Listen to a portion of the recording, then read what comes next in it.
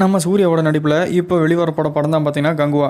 கங்குவாவுக்கு ஒரு மிகப்பெரிய எதிர்பார்ப்பு இருக்குது, மிகப்பெரிய ஓப்பனிங் இருக்குது. அது மட்டும் இல்லாமல் சூர்யாவோட கரியர்லேயே இதுதான் பார்த்தீங்கன்னா பெரிய பட்ஜெட் படம் அப்படிங்கிறனால இதுக்கு வந்து மிகப்பெரிய ஒரு மாஸ் ஓப்பனிங் இருக்கும் அப்படின்னு சொல்லிட்டு எல்லாராலையும் நம்பப்படுது.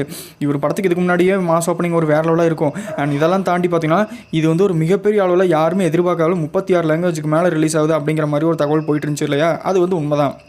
ரெண்டாவது என்னென்னா, அண்ட் கார்த்திக் சுப்ராஜோட மறுபடியும் ஜாயின்ட் ஆகிக்கிறார் பார்த்தீங்களா, அதாவது சூர்யா 44 இந்த படத்துக்கு. இது வந்து முக்கியமான படம் சூர்யாவோட கரியரில். இது அடுத்த படம், ஒரு கேங்ஸ்டர் ரோலில் ஒரு கேங்ஸ்டராக இருப்பார் அப்படிங்கிற மாதிரி எல்லோரும் எதிர்பார்க்கப்படுது. சூர்யாவோட பர்த்டே ஸ்பெஷலாக பார்த்தீங்கன்னா இதோட கிளிம்ஸ் வீடியோ ஒன்று விட்டுருந்தாங்க.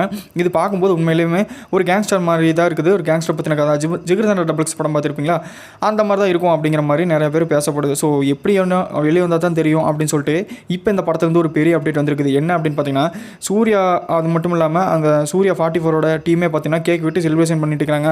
இந்த படத்தோட ஷூட்டிங் முடிஞ்ச மாதிரியும் சொல்லிட்டு இருக்காங்க.